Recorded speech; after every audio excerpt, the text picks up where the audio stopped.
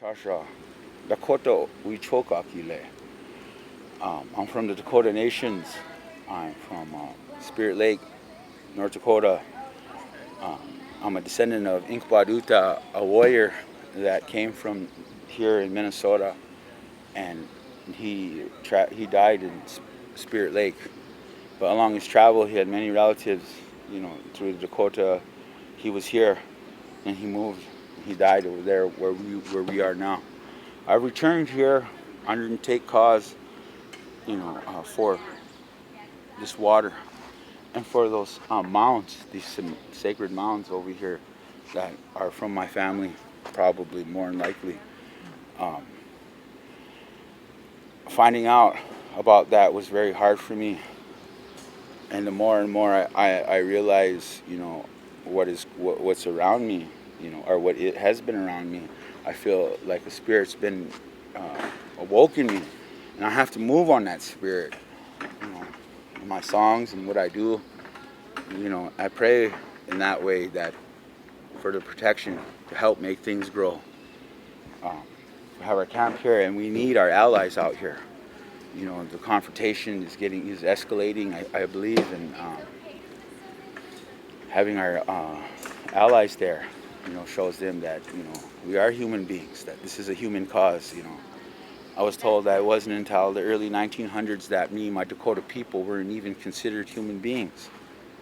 So the humanity on that part isn't there. When they see me, they only want to see, me. But they say only good Indian is a dead Indian. And they're continuing with that model. They're continuing, and they're fashioning their government systems. In my opinion, I believe. But what do I know? What I do know is I know about that water, and I pray with that water. I use that in our ceremonies. All my life, my grandfather taught me how to use water and to respect it. That fire taught me how to use that fire and to respect it. This air taught me to use this air and to respect it. In all of our ceremonies, earth, water, fire, wind, water, those are the four elements that I'm made out of.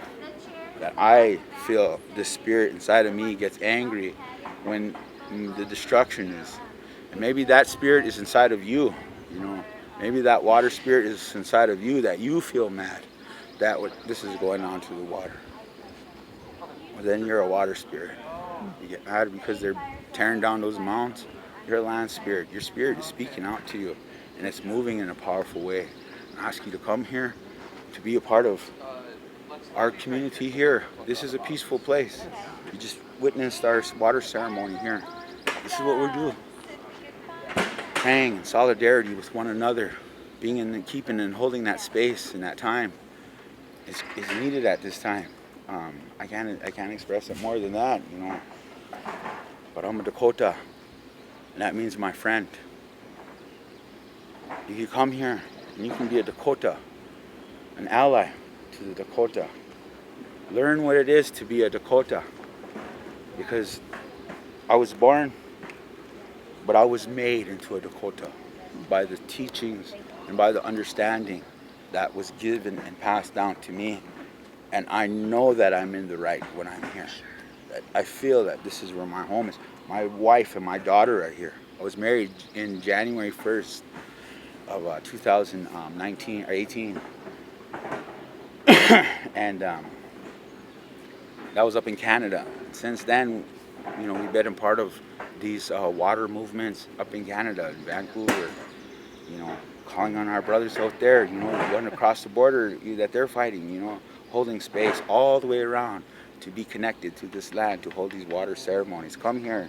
And if you can't come here, send where your water is, send it here, and we'll hold the water and we'll connect that space, Create ceremony within yourself for this reason. Creator, I believe, is listening to you. Our Mother Earth is watching you, watching over you. These are the songs that I sing about. That, I close that. So, ho, matakuas. So what happened here last night? What happened here last night was there was some human beings on the bridge over there. They weren't from this camp. They didn't have this heart here, that protection of water and resources. So in their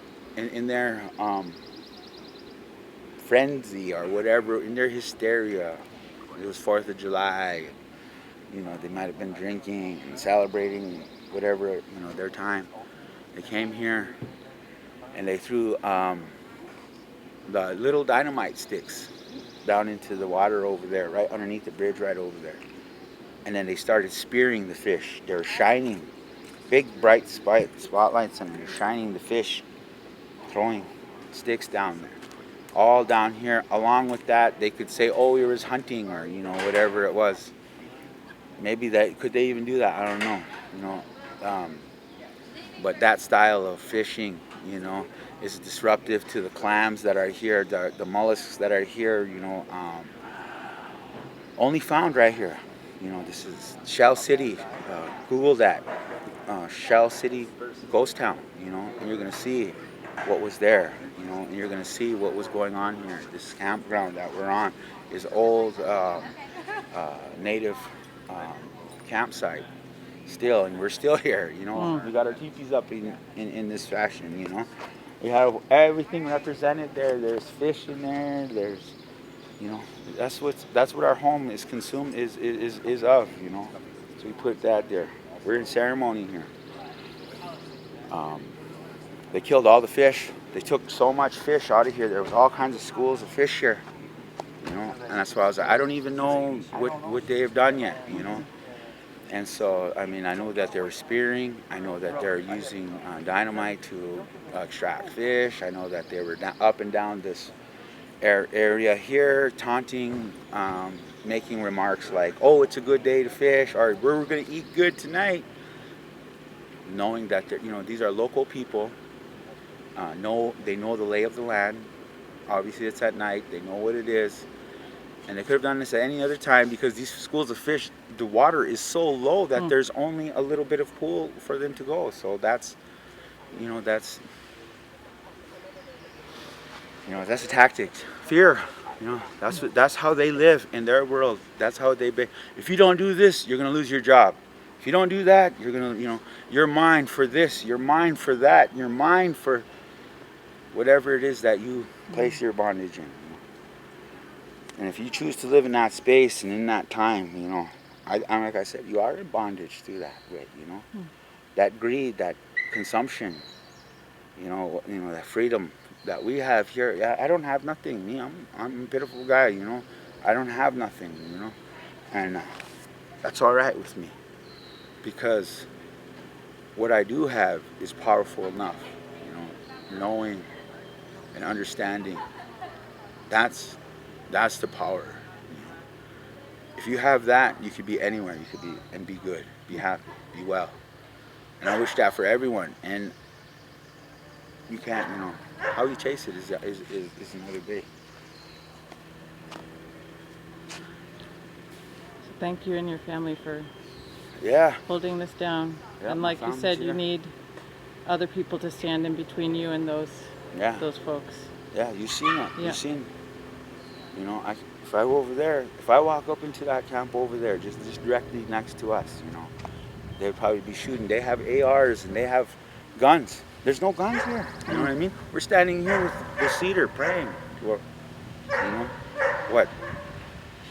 One day they're just gonna start shooting. You know, mow us all down right here again. So we need people to hold that space so that doesn't happen again. So we can get the right message out there. Because what is it if they just shoot a bunch of Indians down again? They'll just say, "Oh, they're violent. We told you these water protectors are violent. We told you that they were like this." And this is, you know, what they want to say is this is what they get. To continue that onslaught, to continue that manifest destiny, to consume everything. That's the way it's going. But it's not for us, you know. We live in this community here. Here, our camp life here is really good. You know, we pray. You know, we talk to one another in a good way. We hold space in a good way. We share food in a good way. You know, that spirit, that connection is real. We're here. We need you guys out here to help us. You know, come pray how you pray. You know, I had some church groups here the other day to come and pray with us, you know, and to hold that space, because I like to hear how those old, you know, I like to hear how people pray over things, you know, and it's really, because I can hear the spirit, that old spirit that's in there, you know. Those are the people that I would like to call here, you know, those spiritual inclined people, you know.